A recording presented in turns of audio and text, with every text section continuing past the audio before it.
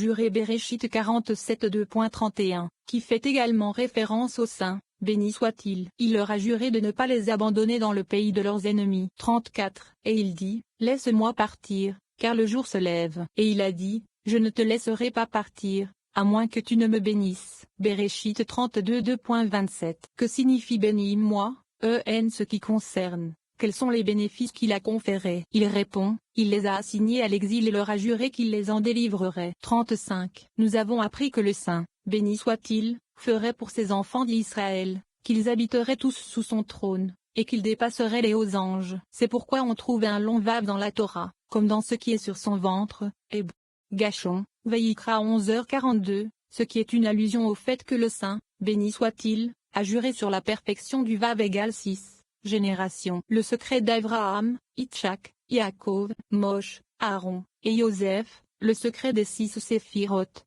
Zed, Gvura, Tiferet, Netza, Od, et Ezod. À cause de ces 6, il est écrit, et Israël se prosterna sur la tête du lit. Bereshit 47 2.31, Israël étant le secret de Zahir Ampin, qui inclut, Zed, Gvura, Tiferet, Netza, Od, et Ezod. L'inclinaison d'Israël allude à la venue de Makshia à la fin de ce temps, c'est-à-dire, après 6000 ans, ayant aussi ce séphiroth complet, Zed, Gvura, Tiferet, Netza, Od et Ezod, habillés par Abba et Ima supérieur, lesquels séphiroth sont de 1000 ans chacun. Et la Shechina habitera au milieu d'eux. 3. Voici ton père qui est malade. Rabbi Chizokia commence par dire que cette citation fait référence aux événements de la fin de l'exil, et signifie, littéralement, que le père de Joseph, Israël, est inquiet et pressé. Rabbi Abba ajoute ensuite que le nom Yudevav serait changé en Yudevave pour accélérer le fait qu'Israël fasse du bien à ses enfants, afin qu'ils sortent de l'exil. Rabbi Abba explique ensuite l'exposition de Yaakov à la vérité,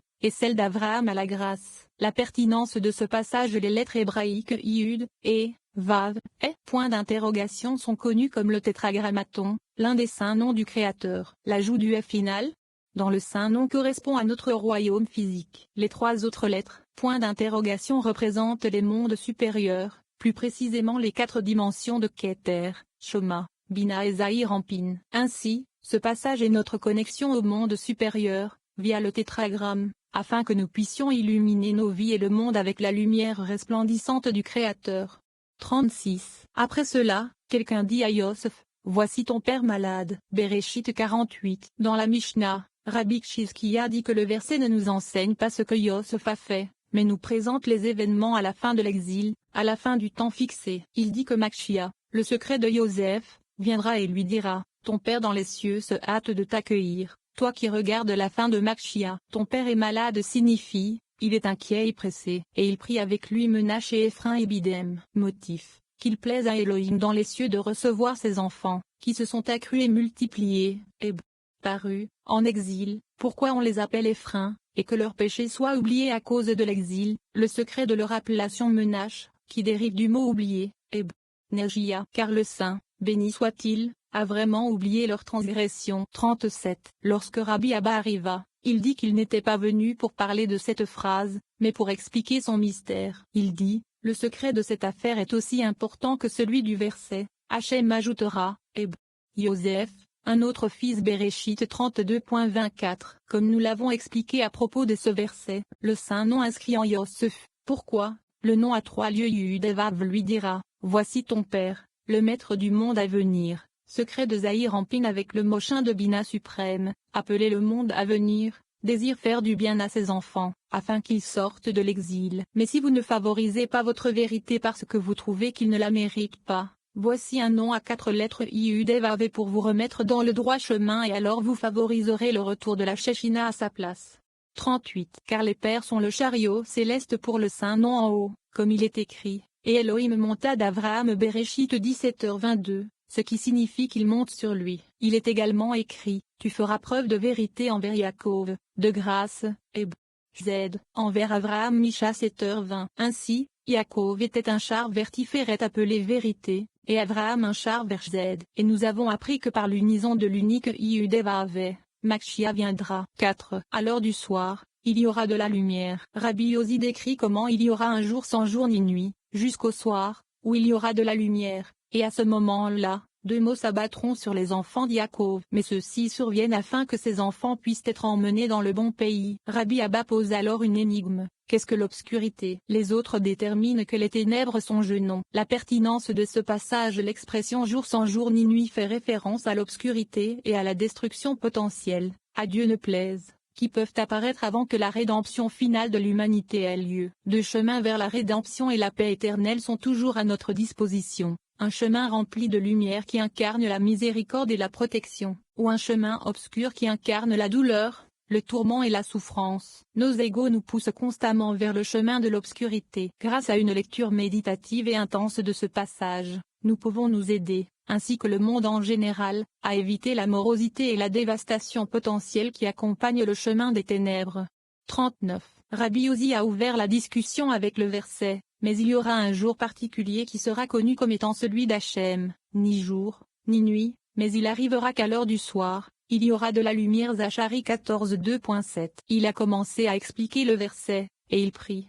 Ephraim et Menache Bereshit 48, mais n'a pas expliqué plus loin. Le Zohar explique les paroles du Rabbi Ozi. Dit qu'il souhaite dire que 2 mots s'abattront sur les enfants de Yaakov, ils seront en exil dans le pays de leurs ennemis, c'est l'aspect d'Ephraim et Menache. 2. Il ne les regardera pas pendant de nombreuses années à cause de leur péché envers la vérité, et les abandonnera donc dans le pays de leurs ennemis. Finalement, il prendra leurs enfants, à qui ces 2 mots sont arrivés, et les conduira dans le bon pays, comme le dit le verset, et il prend Menache et Ephraim, d'autres termes, il prendra ceux-ci, à qui les 2 mots sont arrivés, et les conduira dans le bon pays. 40. Il y avait 2 grands ministres exaltés qui frappaient sous le trône de gloire du chef d'Israël. La 5e mesure, pour qu'ils restent en exil aussi longtemps qu'ils en auraient besoin, selon l'aspect d'Ephraim, et pire, pour qu'ils les oublient dans le pays de leurs ennemis, selon l'aspect de Menache. 41. Ces 2 ministres sont 2 attributs, chacun contenant 2 aspects, outre, chacun est divisé en 2 attributs. Il explique. Une attribution est venue parler devant le maître de l'univers et a reçu la permission de dire ce qu'elle voulait. D'une part, elle a vu qu'il fallait décréter que les enfants d'Israël sortent de l'exil, en raison du mérite de leur père. D'autre part, elle a vu qu'ils méritaient d'être condamnés à rester en exil pour leurs péchés, car les accusateurs ont dit beaucoup de mal d'eux. Il y a 4 attributs en tout. Pour chacun des ministres, les 2 attributs contiennent 2 aspects, c'est-à-dire un pour et un contre. Mais il n'avait pas le 5e attribut, le chef d'Israël, et il parlait comme il voulait. Les 2 ministres parlaient tantôt pour, tantôt contre, car il n'avait pas le 5e attribut, qui transforme tout en mérite. 42. Puis arriva le 5e attribut, qui sera révélé à la fin de la correction, pour être sur le trône de gloire du Saint-Nom. Il dirait de bonnes choses sur Israël, et les 2 premières mesures n'auraient plus peur de dire devant lui de bonnes choses sur Israël, comme elles l'étaient auparavant. Car le 5e attribut, qui était considéré comme la règle de la nuit, sortait maintenant pour briller sur eux. C'est pourquoi le Rabbi Ozi a ouvert la discussion en disant, mais il y aura un jour particulier qui sera connu comme étant celui d'Hachem, ni jour,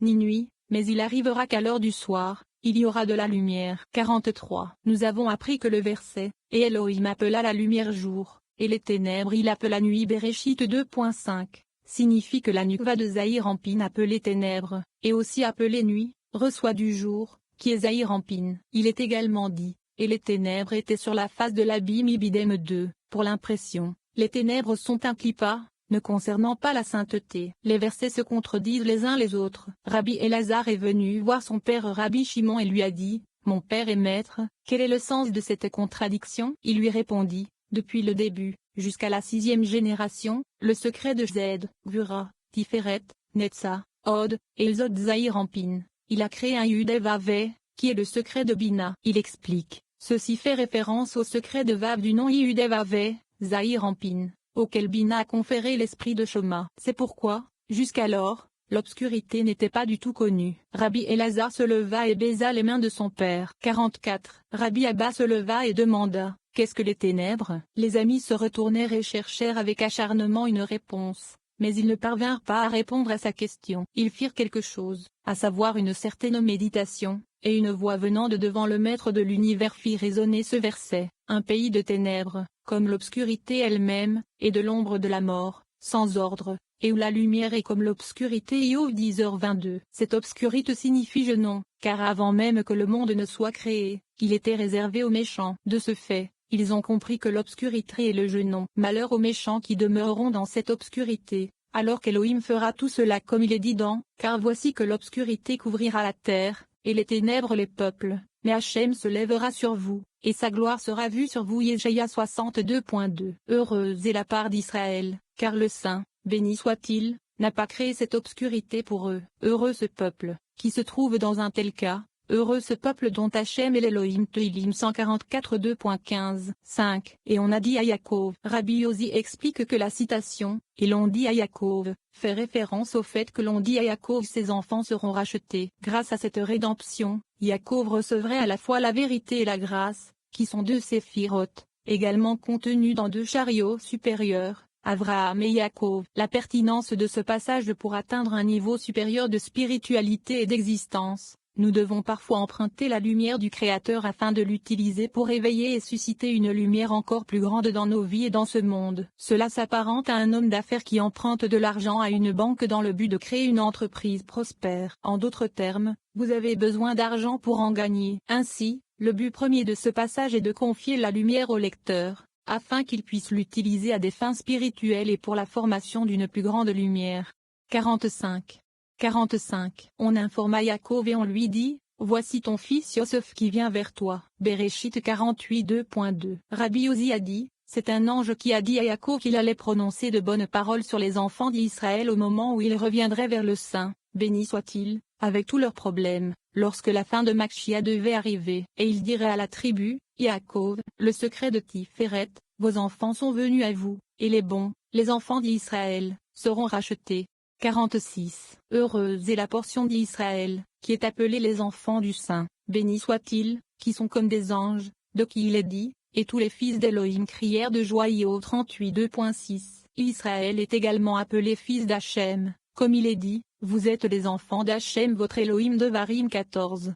47. Venez et regardez. Quand savons-nous que le Saint, béni soit-il, a appelé Yaakov et il lui a dit, tu seras parmi les êtres inférieurs, et je serai Elohim parmi les êtres supérieurs. D'où savons-nous cela? Il répond, il est écrit, et Elohim est monté d'Avraham. Bereshit 17h22. Ainsi les pères sont un chariot pour le Saint, béni soit-il. Nous avons appris que tu montreras la vérité à Yaakov, la grâce, li.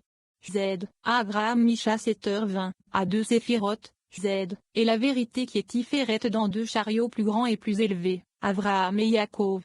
48. Le troisième est Yitzhak, qui est devenu un chariot pour la séphira de Gura. D'où savons-nous cela? Des mots. Et Yaakov jura par la crainte de son père Yitzhak. Bereshit 31 2.53. Car la crainte de Yitzhak est une séphira du Saint, béni soit-il, à savoir Gura appelant la crainte, et devenant le trône de gloire, son chariot céleste. La séphira de Yitzhak, Gura, est plus importante et plus explicite que les autres séphirotes des pères, Z et Tiferet. C'est pour cette raison qu'il est écrit. Et Yaakov jura par la crainte de son père Yitzhak, c'est-à-dire par la séphira de Gura appelée crainte, qui est la plus importante.